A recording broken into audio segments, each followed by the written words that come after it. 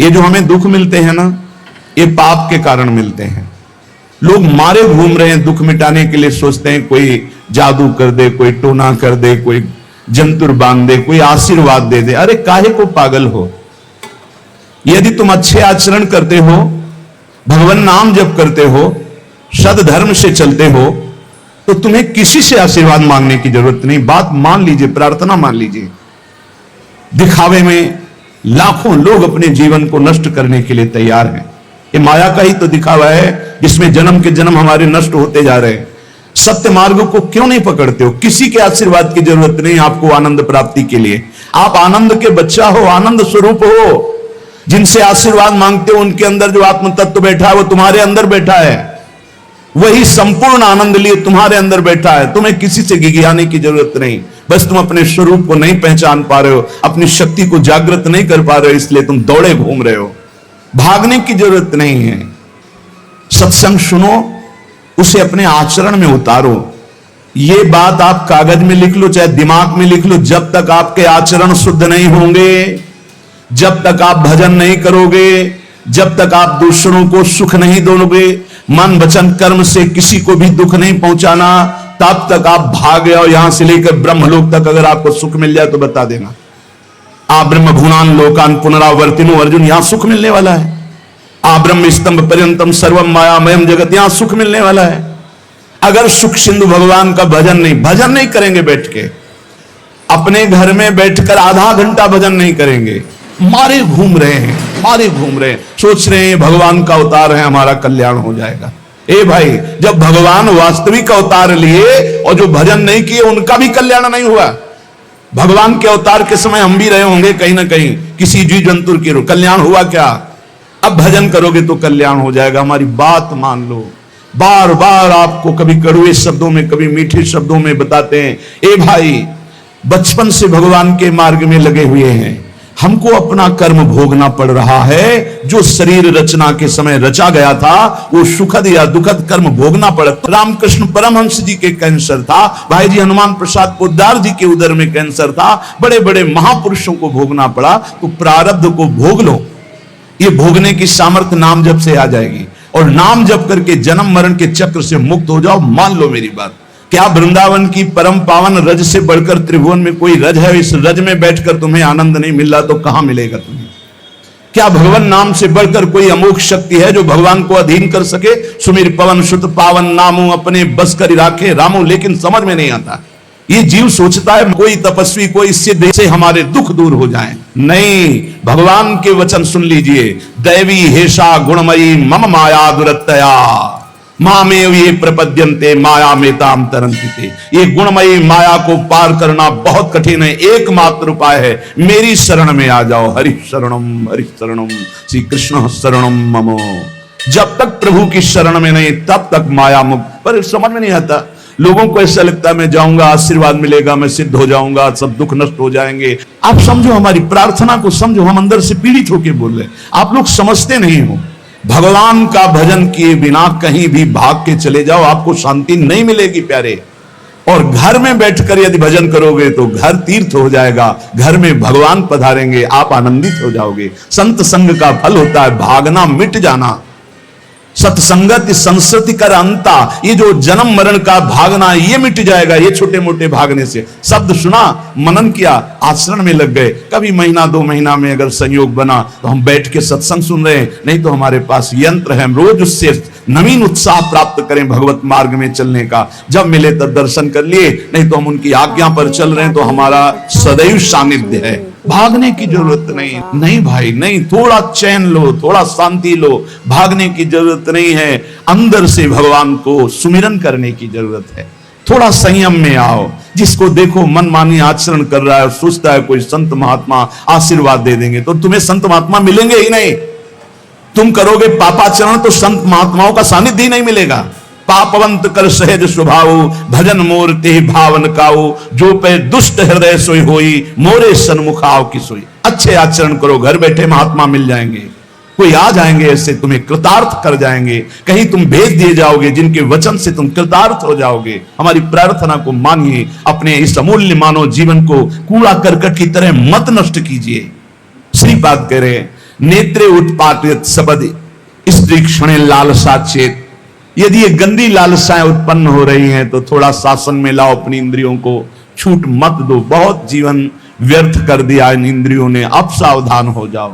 तुम स्वतंत्र सिंहवत जीवन व्यतीत करने के लिए मानव जीवन प्रकट किए भगवान ने तुम्हारा।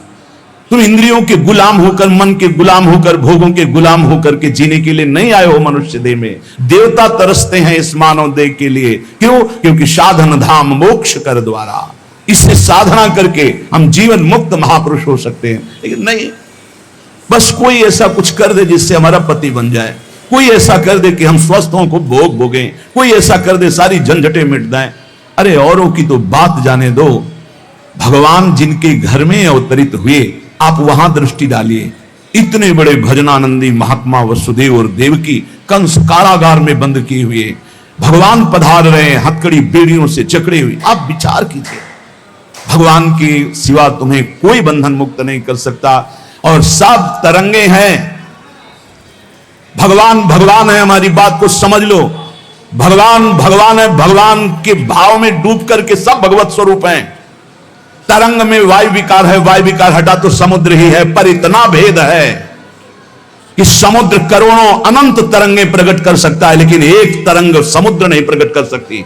ऐसे ही जितने महापुरुष हैं, जितने सिद्ध महापुरुष हुए, भक्त हो चाहे ज्ञानी हो चाहे योगी हो, वो माया विकार को नष्ट करके ब्रह्म रूप में लीन हो गए, तो ब्रह्म स्वरूप वो भी हो गए। ब्रह्मविद ब्रह्म ही भवति।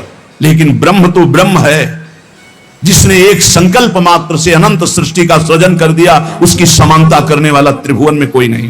तो उन्हीं भगवान की, चाहे निराकार मानो, साकार मानो, सगुण मानो, निर्गुण मानो, उन्हीं भगवान की शरण में जाने के लिए सब संत महात्मा, और जो भगवान की शरण से अलग करके अपने को भगवान माने, तो हमें लगता है फिर बचना चाहिए ऐसे भगवानों से, जो अपने वचन से, अपने आचरण से, अपनी हृदय की भावनाओं से जीवों के माया जनित आकर्षण को नष्ट करके श्री भगवान से प्रीति करावे। उसे संत कहते हैं, उसे ब्रह्मर्षि कहते हैं, उसे महात्मा कहते हैं, उसे भक्त कहते हैं। शास्त्र उठा के देख लो, ब्रह्म स्वरूप हो गए हैं। दूसरों ने अनुभव किया कि साक्षात ब्रह्म है, लेकिन वो जब बोले तो अपने को ब्रह्म नहीं बोले। गोस्वामी तुलसीदास जी साक्षात भगवान के स्वरूप हो चुके। वो क्या कह रहे हैं? जो मैं अपने अवगुण कहूं, बाढ़ई कथा पार नहीं लहूं, ताते मैं कछु अलप बखाने, थोड़े महू समुझे सयाने। कह रहे मैं अपने अवगुणों की यदि कथा कहूं तो ग्रंथ भर जाएगा। थोड़े बता दिए कि मैं अवगुणी हूं, इसमें जो विवेकी जन है वो समझ पाएंगे मेरी बात को। क्या समझ पाएंगे? कि भगवान की शरण में जाने से जीव भगवत स्वरूप हो जाता है। गोस्वामी जी भगवत स्वरूप है। सामने भगवान बैठे हुए सबरी माता का स्तवन कर रहे हैं नवधा भक्ति के द्वारा, और सबरी जी ऐसा करें, अधम ते अधम, अधम अति नारी, तिनमा मैं मति मंद अघारी। ये है महापुरुष। भगवान के चरणारविंद की, नाम की, लीला कथा की वृत्ति हृदय में जिनके संग से जागृत हो, वही सत्संग है। हम लोग बड़े बावरे हैं। अरे तरंग कभी समुद्र प्रकट कर सकती है? सब तरंगे हैं। वायु विकार हटा समुद्र हो गए, मुझे कोई इस पे संशय नहीं। बूंद अलग है तो बूंद है, और समुद्र में गिर गई तो समुद्र है, लेकिन बूंद समुद्र नहीं प्रकट कर सकती। ऐसी करोड़ों अनंत बूंदे समुद्र से, लहरों से ऐसे उठती रहती है। उनका नाम भगवान है, जिनसे अनंत महात्मा, अनंत ब्रह्म ऋषि, अनंत ब्रह्मांड सृजन, उन भगवान की शरण में जाने से इस माया से मुक्ति होती है। साहब समझ नहीं पा रहे। अरे जिनका नाम जप कर, जिनका चिंतन करके, जिनके आश्रय से जीव ब्रह्ममय हो जाता है, भगवत स्वरूप हो जाता है, वही तुम्हें करना है। यही सत्संग से प्राप्त होता है। अगर ये ना प्राप्त हो तो सत्संग नहीं है, वो कहीं ना कहीं घुमा करके हमको भटकाया जा रहा है। भगवान भगवान है, वही सबके हृदय में है। जो हृदयस्थ भगवान में तन्मय हो गया, उसमें और भगवान में अंतर नहीं, बिल्कुल मुझे संशय नहीं। पर भगवान भगवान हैं, इतना समझना पड़ेगा। उनके स्थान में कोई नहीं है, उनके समान कोई नहीं है, उनसे बड़ा कौन हो सकता है? ये भोले भाले जीव समझते नहीं, भागे घूम रहे हैं। उन्हीं भगवान का नाम जप करो, चीख चीख के कहते हर प्रश्न का उत्तर नाम है। अगर नाम जप करके देखो तो प्रश्न ही नहीं रह जाएगा, सब समाधान हो जाएंगे। और भागे घूमे तो कभी प्रश्न की कभी शांति नहीं होगी, संशय पर संशय उठता चला जाएगा। श्रीपाद कह रहे हैं यदि हमारी इंद्रियां कुमार्गगामी हो रही तो हमें शासन में लेना चाहिए। शासन में नहीं लोगे तो शासन तुम्हें शासन में ले लेगा। दो शासन है, एक है राष्ट्रीय शासन, एक है भागवतिक शासन। भागवतिक शासन जब लेगा तो फिर कोई बचा नहीं सकता, इसलिए अभी अवसर है, निकल चलो, निकल चलो। भागने की कहीं जरूरत नहीं, किसी से आशीर्वाद नहीं मिलेगा। कब होगा? हम कह रहे राधा राधा जपो, अगर कल्याण ना हो जाए तो हमें बता देना। भगवान अर्जुन से क्या कह रहे हैं? सामने अर्जुन जी खड़े हैं, कह रहे हैं तुम मुझे तभी अनुभव कर पाओगे जब अनन्य चेता सततम यो माम स्मृति नित्य सा तस्याम सुलभा पार्थ। सामने खड़े हो, कह रहे सुलभ नहीं हूं मैं, सुलभ उनके लिए हूं जो मेरा अनन्य भजन करते हैं, अनन्य चिंतन कर। पकड़ ही नहीं पा रहे, लाख सत्संग सुन रहे, पकड़ ही नहीं पा रहे। बिल्कुल नहीं, ऐसे नहीं हो। थोड़ा विवेकवान हो, मनुष्य जीवन मिला है। ऐसा नहीं कि कोई तुम्हें प्रलोभन दे दे तो हम तुम्हारे रोग नष्ट कर देंगे, हम तुम्हें सिद्ध कर देंगे, हम तुम्हें धनी बना देंगे। हम कहते हैं कि हो सकता है 1000 जाते हैं उनमें से 100 लोग ठीक हो गए हों। कैसे? पूर्व का पुण्य 100 का तुक्का लगा और ठीक हो गए। वो कहते हैं कि मैं कसम खा के कहता हूं मैं ठीक हो गया हूं। हम बिल्कुल 100% मानते हैं ठीक हो गए, लेकिन उसके प्रताप से नहीं, आप अपने पुण्य प्रताप से ठीक हो गए। आपके ठीक होने का समय आ गया है, इसलिए आपका तुक्का लगा, आप गए, यश उसको मिल गया और आपका काम बन गया। हमारी बात को समझो। अपने लोग बहुत शास्त्र सम्मत, बहुत उसको सुलझ कर भगवत मार्ग को चल करके आपको बोल रहे हैं। अगर इन कर्मों को मिटाने के लिए जो हमारे शास्त्र बने हुए हैं उनके सिद्धांत के अनुसार चला जाए तो मिटा दिया जाएगा। लेकिन जब मिटाने की सामर्थ्य आती है तब लगता है अब इसको रख के क्या करेंगे, हमारे को तो प्रभु के पास जाना है, हमें तो दिव्य भाव देह प्राप्त है, हमें अपने स्वामी, अब इस शरीर का क्या करेंगे। तो जैसे सांप अपनी केचुल से संबंध नहीं रखता, ऐसे महापुरुष अपने शरीर से संबंध नहीं रखते।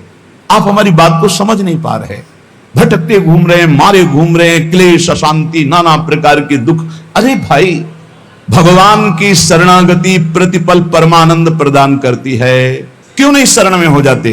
क्या तुम्हारा पांच भौतिक देह नहीं? क्या हमारा पांच भौतिक देह नहीं? क्या तुम भगवान के अंश नहीं? क्या हम भगवान के अंश नहीं? अंतर क्या है? तुम संसार का चिंतन करते हो, भगवान का चिंतन करते हैं, तो क्या तुम भगवान का चिंतन करके नहीं बन सकते महापुरुष? क्या तुम स्वयं ऐसी शक्तियों को जागृत नहीं कर सकते? तुम सो रहे हो, जागो, भागने की जरूरत नहीं। ये जो गलत इंद्रियां जा रही हैं, इन इंद्रियों को रोकिए, भगवान की तरफ लगाइए। नहीं लगाओगे तो कहीं भाग के चले जाओ, धोखा ही मिलेगा, तुम्हें शांति नहीं मिल सकती, तुम्हें विश्राम नहीं मिल सकता, तुम सुखी नहीं हो सकते। इन बातों को लिख लो और पूरे विश्व में घूम के चले आओ, चाहे जहां चले जाओ, कुछ नहीं होने वाला। मारे मारे केवल घूमते रहो, समय बर्बाद करते हो। वही समय एकांत में बैठकर राम कृष्ण हरि बोलो, राधा बोलो, अभी आनंद आ जाएगा। हम ये नहीं कहते कि तुम करोड़पति बन जाओगे, तुम्हारे सारे काम बन जाएंगे, लेकिन हम ये कहते हैं कि तुम्हारा हृदय शांत हो जाएगा, तुम्हारा भागम भाग मिट जाएगा, तुम एक गंभीर हो जाओगे, धैर्यवान हो जाओगे, तुम लड़ना सीख जाओगे दुखों से। तुम सुखों से फूल करके अब भूल करके पापाचरण कर बैठे हो, दुखों में इतना तुम हो जाते हो कि अपने जीवन को भी नष्ट करने की सोच। ये सब भगवत विमुख जीव का लक्षण है। भगवत सन्मुख होने पर सुखों में दूसरों को बांटा जाता है और दुख में सहकर भगवान के नाम का स्मरण करते हुए उस दुख के समय को काटा जाता है। समझते नहीं। यदि तुम्हें वृंदावन में रह के पराई स्त्री को भोगने की इच्छा जागृत हो गई है, पराई स्त्री की तरफ काम दृष्टि से देखने की, आप पराय पुरुष शरीर की तरफ, तो कह रहे हैं कि अच्छा है, इससे अपने नेत्रों में पट्टी चढ़ा लो, मत देखो, ये नष्ट कर देंगे नेत्र तुम्हें। तो बाहर से कपड़े की पट्टी चढ़ाने की जरूरत नहीं है, नासाग्र दृष्टि रखो, इनको शासन में रखो। श्रीपाद करें नेत्रे उत्पाटयति सपदि, जहां साधक असावधान होता है वहां पश्चाताप उसको होता है, जलन होती है और उसके परमार्थ में विघ्न आ जाता है। इसलिए ब्रह्मा जी ने ऐसी रचना की है कि स्त्री को पुरुष शरीर में आकर्षण, पुरुष को स्त्री शरीर में आकर्षण या भोग बुद्धि से देखना, अपने को इसी को सुधारना है। अगर इसी को सुधार लिया तो परमार्थ पुष्ट हो जाएगा। यदि आपको ज्ञान नहीं रहा हो, आपसे ऐसे पाप बन गए हैं, गुरु पत्नी गामी सबसे महापापों में पहले आता है, फिर आता है जो ब्रह्म ऋषिजन हैं उनकी भार्या, फिर आता है मद्यपान, मदिरापान करना, फिर स्वर्ण की चोरी करना। और जो ऐसे पुरुषों का संगी है वो महापापी, गौ हत्या करना महापाप। ऐसे जो महापापी जन हैं, पाप हो चुके हैं उनसे, अब वो विचार करें कि मेरा कल्याण कैसे हो सकता है, मैं तो महापापी हूं। तो श्रीपाद करें हर जीव को अंतिम सांस तक भगवत प्राप्ति का मार्ग खुला है। बहुत बड़ी बात है, बहुत बड़ी बात है। आज तक भोगना पड़ रहा है गुरुपत्नी गामी का कलंक चंद्रमा जी को, आज तक। ये बड़े बड़े महत् पाप हैं जो लोग नहीं समझते हैं। ये बात समझ लें, पर स्त्री गमन, मदिरापान, द्वीत कीड़ा, स्वर्ण चोरी, गुरुपत्नी गामी, ब्रह्म ऋषियों की तरफ जो उनकी भार्या है उनकी तरफ ये काम भाव से देखना, गौ हत्या, ये महत् पाप हैं। ये पाप नष्ट कर देते। भ्रूण हत्या, ये सब महत् पाप है। अगर ये पाप बन गए हैं जाने अनजाने में जीवन में, और अब हमने सत्संग सुना तो अब हमें प्रायश्चित हो रहा है कि मेरा कल्याण कैसे हो सकता है। तो श्रीपाद कह रहे हैं, एक बार हृदय से जलन पैदा करो कि मेरे से बहुत गलती हो गई, और श्रीधाम वृंदावन आ जाओ। वृंदावन की परिक्रमा करो, रज में लौटो, रसिकों का संग करो। ये नियम ले लो कि अब जीवन में कभी पाप नहीं करेंगे, और नाम जपना शुरू कर दो। तो कह रहे हैं, निश्चय सुनिर्वाही महाधार्मिका, निश्चित वो धार्मिक हो जाएगा, उसके सारे पाप नष्ट हो जाएंगे और भगवत प्राप्ति कर लेगा इसी जन्म में। भगवत प्राप्ति आखिरी सांस तक हो सकती है। आखिरी सांस में बोला राधा राम कृष्ण हरि, बिल्कुल भगवत प्राप्ति हो जाएगी। विश्वास कर लो इस बात पे। इसलिए कोई भी कभी निराश ना हो कि मुझे भगवत प्राप्ति नहीं हो सकती, मेरा कल्याण नहीं हो सकता। इस श्लोक में श्रीपाद ने बताया, यदि ऐसे महापाप किए हुए हो तो श्रीधाम वृंदावन आ जाओ। धाम है भगवान का, निज धाम है। जो बड़े बड़े तीर्थों के अवगाहन से पाप नष्ट नहीं होते, जो कि महापाप कहलाते हैं, वो धाम में रज में लौटने से, परिक्रमा करने से, नाम कीर्तन करने से, सत्संग सुनकर सतमार्ग में चलने से। कह रहे हैं, निश्चय सुनिर्वाही महाधार्मिका, निश्चय उसके सारे पाप नष्ट हो जाएंगे और वो धार्मिक ही नहीं महाधार्मिक हो जाएगा। यदि ऐसा पुरुष है, ऊपर के श्लोक में जो बताया महापापी, अब कह रहे हैं अगर ऐसा पुरुष है कि कभी धर्म की चर्चा ही नहीं सुनी, जो सदैव अधर्म में ही ग्रस्त रहा है, और इतना नीच है कि पापी लोग भी उसकी निंदा करते हैं। कुछ पाप ऐसे होते हैं जिनकी पापी लोग भी निंदा करते हैं। जैसे जेल कोई जाता है, हमें बताया गया है, तो उनमें कैदी लोग पूछते हैं क्या करके आया, वो बताया गया कि भाई ये राष्ट्र रक्षा के लिए ऐसा ऐसा किया, पर अधिकार नहीं था, तो अनाधिकार चेष्टा में इसने अपने समाज की रक्षा के लिए ऐसे ऐसे किसी ऐसे उपद्रवी को मारा। तो हाथ मिलाते हैं उसको सम, ये काहे क्या है, बोले अपनी बेटी के साथ ऐसा गंदा आचरण कर। तो बोले वहां के कैदी भी गुस्सा होकर उस पर दृष्टि रखते हैं, उसे घृणित दृष्टि से देखते हैं। तो यहां कह रहे हैं जो धर्म की वार्ता नहीं जानता, अधर्म से ग्रसित रहा है, और नीच पुरुष पापी लोग भी उस पर क्रोध दृष्टि से देखते हैं कि बहुत ही नीच है ये। ऐसे खोट कर्म करने वाला समाज से जो बहिष्कृत हो चुका है और निश्चित हो चुका है कि अब इसकी दुर्गति पक्की है, उसके लिए भी एक चांस है। बोले निजोरु कृपया शांत्या च वृंदावनम स्वस्मिन नामृत चेत ददाति वसतिम धन्योस्ति वृंदावने। बोले निज कृपा से वृंदावन उसको पावन कर सकता है। यदि वहां करके ये जीवन भर का नियम ले ले कि अब मरूंगा तो इसी रज में वृंदावन से कभी बाहर नहीं जाऊंगा, तो असीम कृपावान प्रिया प्रीतम का निज धाम ये उसके सारे पापों को नष्ट करके उसे धन्य कर, धन्योस्ति वृंदावने, उसे धन्य बना देगा। पहले में महापापों का वर्णन किया, दूसरे में नीच आचरण करने वाला अधर्मी जो सबसे ज्यादा तिरस्कृत है, वो भी अगर श्रीधाम वृंदावन में आमरण वास स्वीकार कर ले कि अब वृंदावन, वैसे तो मैं बहुत पापी नीच हूं पर अब वृंदावन को नहीं छोड़ सकता, आजीवन वृंदावन वास करूंगा चाहे जितना कष्ट मिले। तो श्रीपाद कह रहे हैं चेत ददाति वसतिम धन्योस्ति वृंदावने। वो वृंदावन वास स्वीकार करने के कारण वृंदावन की कृपा से निष्पाप होकर धन्योस्ति, धन्य हो जाएगा, अर्थात उसको भी भगवत प्राप्ति हो जाएगी। देखो जब आनंद मिलेगा तब मन पंगु हो जाएगा।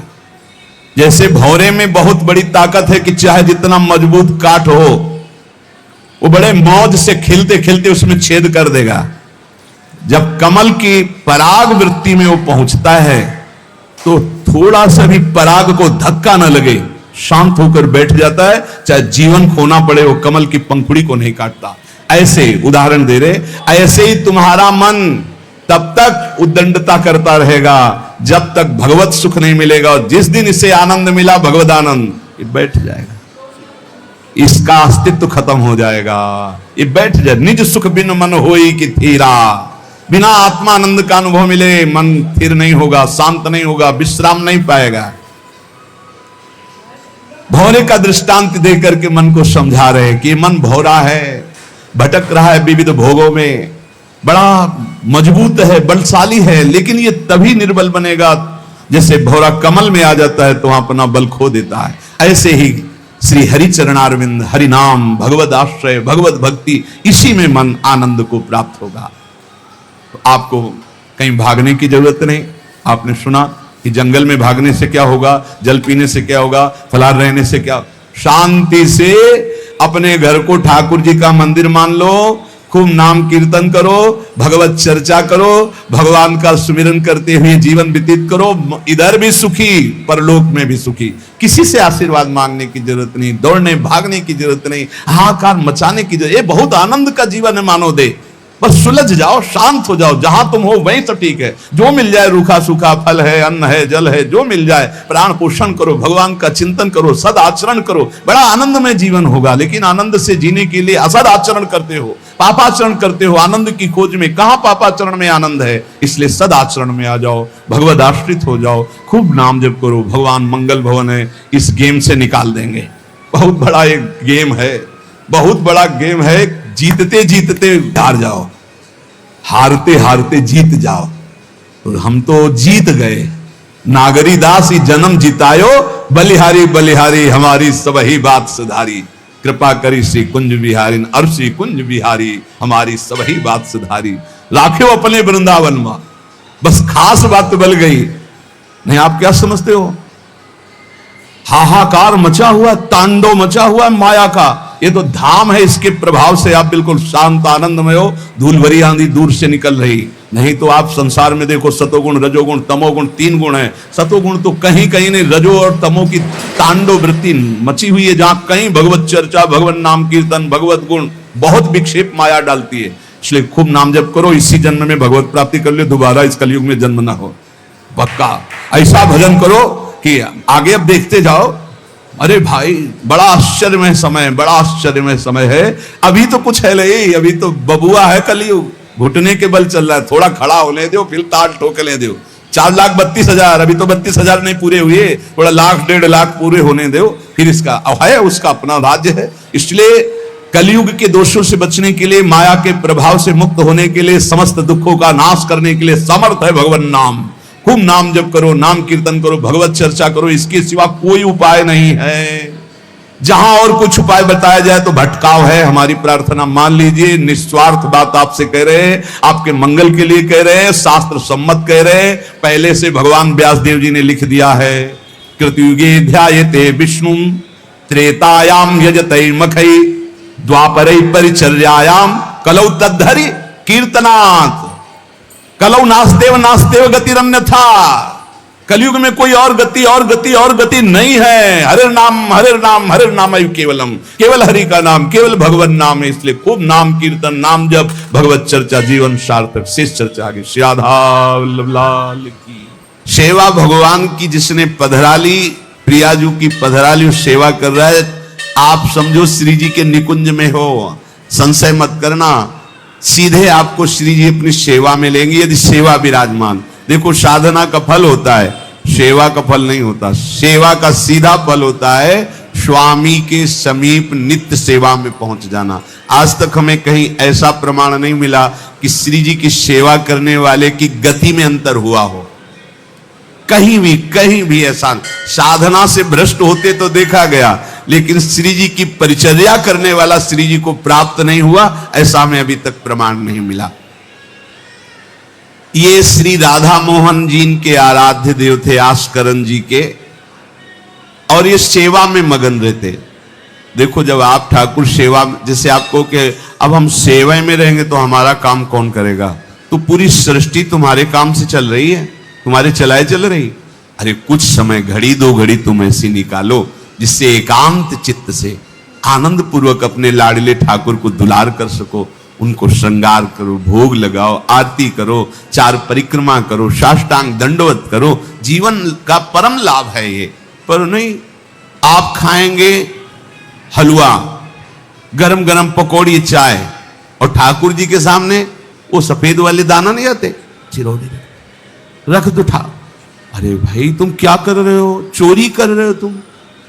घर में ठाकुर विराजमान, घर के मालिक विराजमान है, हमें जल्दी ऑफिस जाना है, गरम गरम परेठा ये वो सब, और ठाकुर जी के सामने हम तो देखते हैं जैसे कोई ठाकुर जी के दर्शन कराने के लिए लाता है तो 4 टाफी, वो भी प्लास्टिक से लिपटी हुई, मतलब देख केवल ले, खा भी नहीं सकते हो क्योंकि प्लास्टिक लगी हुई, ऊपर कवर एकदम ऐसे रखे हुए हैं।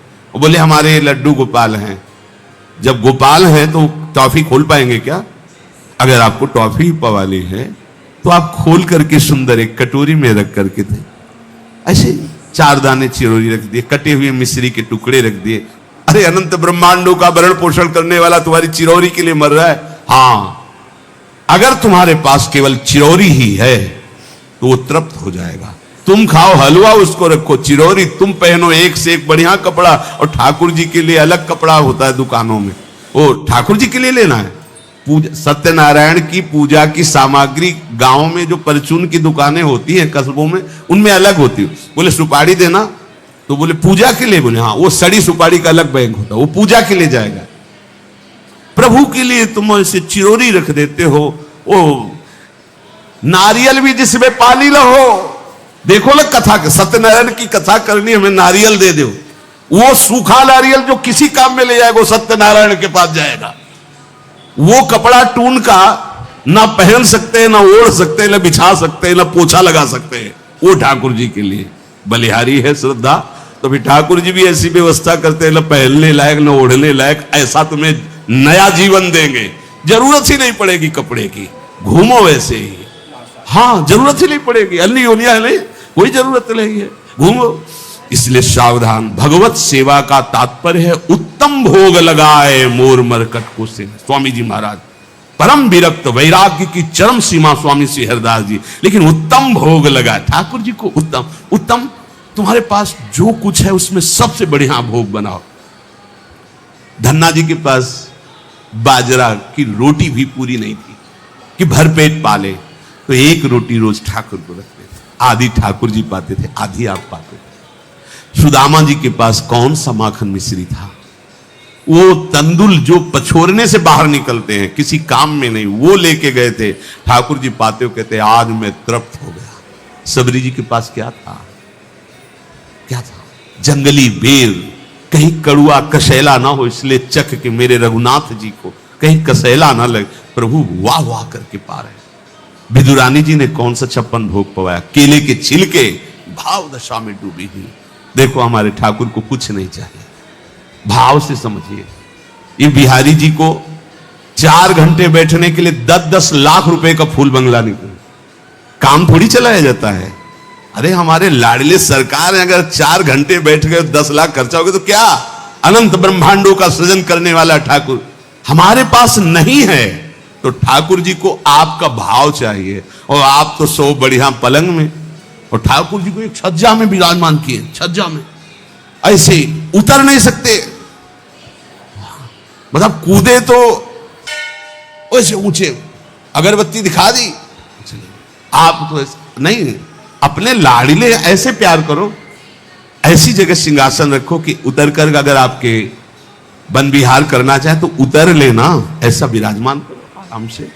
ओ एकदम वो सिर्फ दीवार में ऐसी जगह, या तो बाहर वाले कमरे में, अपने कमरे में तो ठाकुर जी रहेंगे ही नहीं। अरे भाई अगर घर में ठाकुर जी तो उठते बैठते निकलते, उनके दर्शन हो रहे, चोरी क्या?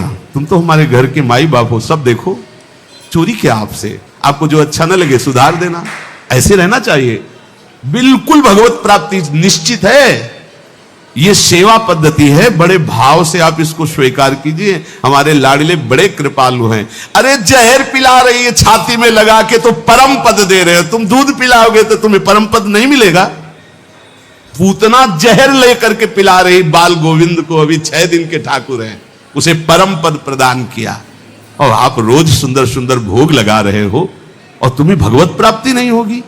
ठाकुर जी की आरती उतार रहे हो, बलिहारी जा रहे हो, उनके सामने कीर्तन कर रहे हो, नृत्य कर, विश्वास तो करो ना, तुम्हें भगवत प्राप्ति हो जाएगी। आस्करण जी ने एक चौकीदार पूजा गृह के बाहर बैठाल दिया और कहा कोई भी भीतर आने ना पावे, क्योंकि एक बार भी सेवा में विक्षेप मुझे बर्दाश्त नहीं। तो ठीक 10 घड़ी का इन्होंने भी नियम, जो नियम लो उसका निर्वाह करो। 4 घंटे। दिल्ली का बादशाह किसी कारण से उधर आया हुआ था। उसने कहा मुझे आस्करण जी से तुरंत मिलाया जाए। पहले तो राजा लोग होते थे और बादशाह, अब जैसे मुख्यमंत्री और प्रधानमंत्री, राष्ट्रपति। तो जो मुख्यमंत्री हैं ये राजा हैं प्रदेश के, और वो संपूर्ण राज्यों का बादशाह उसे कहा जाता था।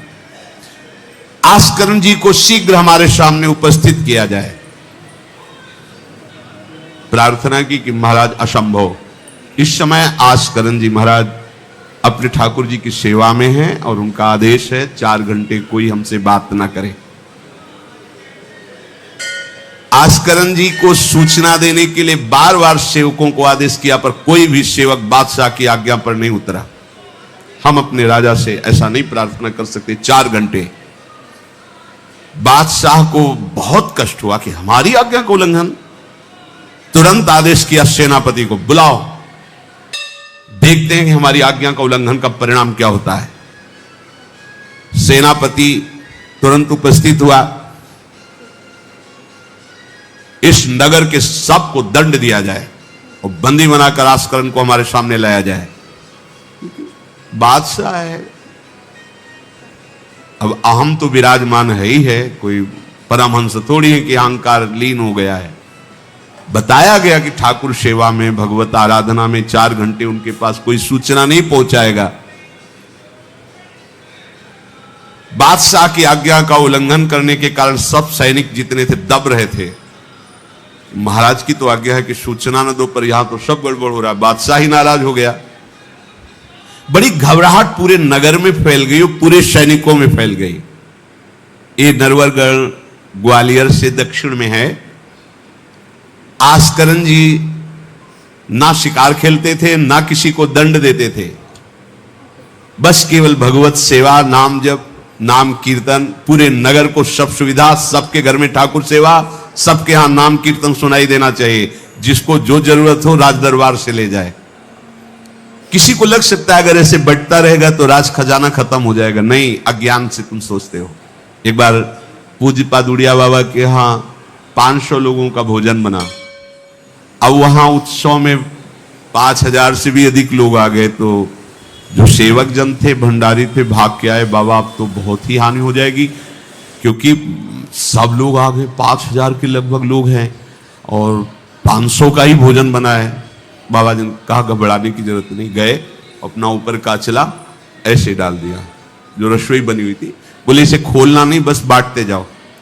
सब पा चुके, जितना बना था ना। भगवत प्रताप।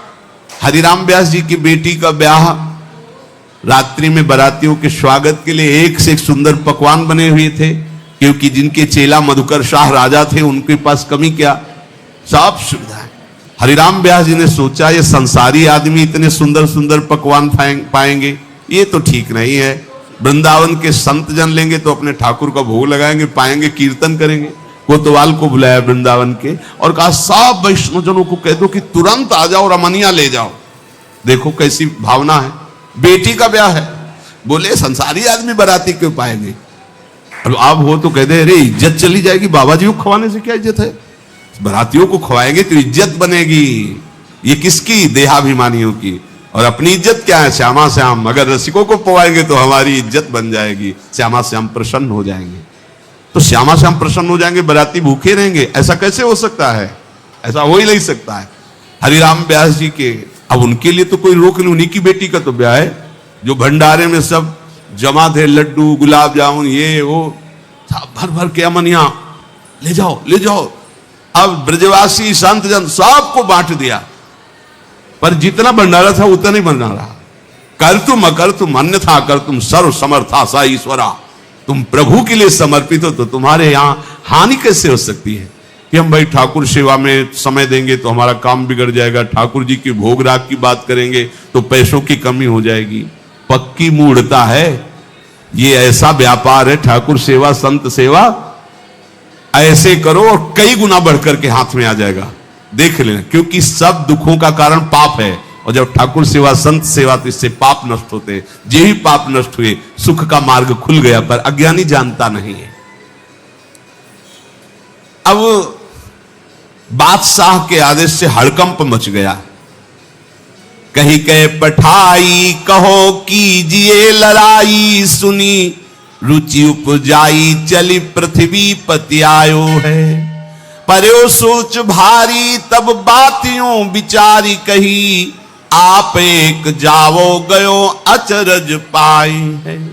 सेवा करी सिद्धि साष्टांग होई के भूमि परे, देखी बड़ी बेर पांव खड्ग लगायो है। कट गई एड़िए पे टेढ़ी हूं न भौं करी, करी नित नेम रीति धीरज दिखाई है।